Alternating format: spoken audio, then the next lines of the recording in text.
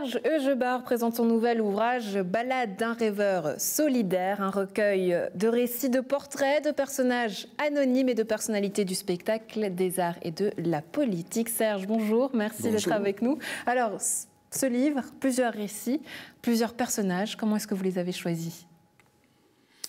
Alors, ces personnages ont été choisis en fonction de l'évolution de l'espace Harvey-Fabienne, c'est-à-dire on m'a demandé de venir en Suisse pour reprendre un foyer de jeunes dits délinquants à l'époque, c'est un terme que j'aime pas, mais enfin, de gens qui sont pas très dociles, disons, des indociles. Voilà, on pourrait dire, comme on ne dit plus sourd, on dit non-entendant, on dit plus délinquant, on pourrait dire indocile.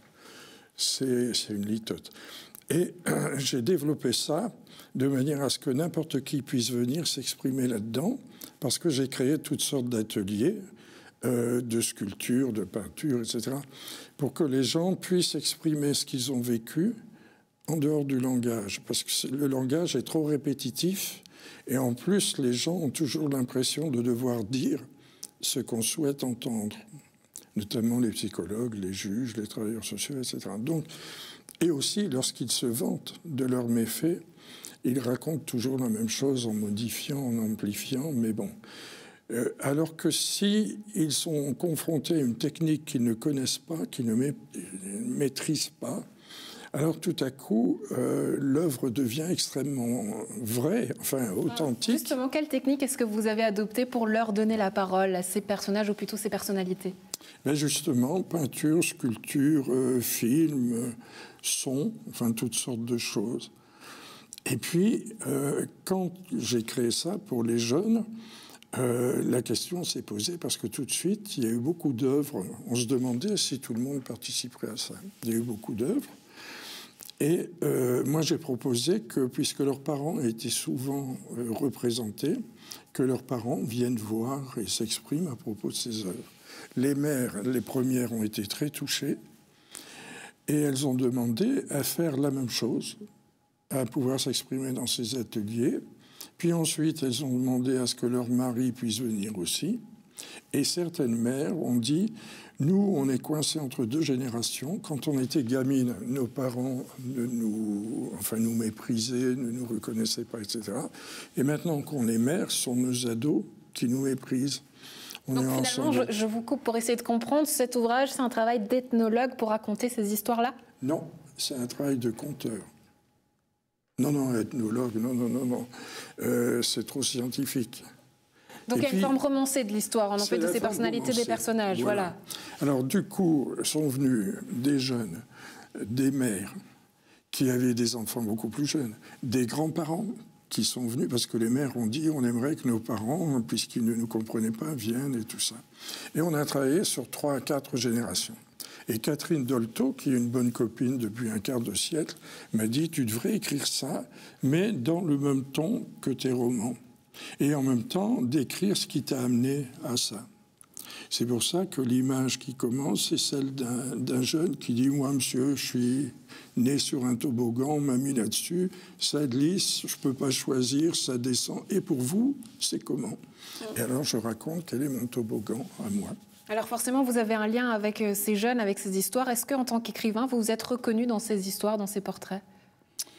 Ah ben, je me suis reconnu dans le mien, de portrait. Non, je ne m'identifie pas. D'une part, je ne m'identifie pas aux gens dont je parle. J'espère les honorer, plutôt. Et d'autre part, je ne les utilise pas comme cas. Comme dans la plupart des essais de psychologues, je connais bien Cyrulnik par exemple et d'autres, ben souvent ils parlaient de cas. Et un jour je dis à Cyrulnik, si tu parlais de toi, tu aurais un succès formidable. Ce qu'il a fait, ça a marché. Et donc, pourquoi ? Parce qu'il y avait de l'authenticité.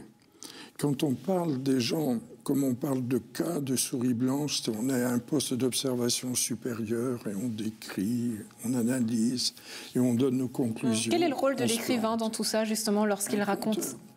Un conteur. C'est-à-dire, on raconte ce qui nous a touché de la personne.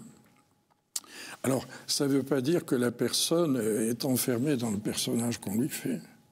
Il se peut d'ailleurs que ce soit un peu erroné à ses yeux. À chaque fois qu'on parle de quelqu'un, la personne ne se reconnaît pas tout à fait dedans.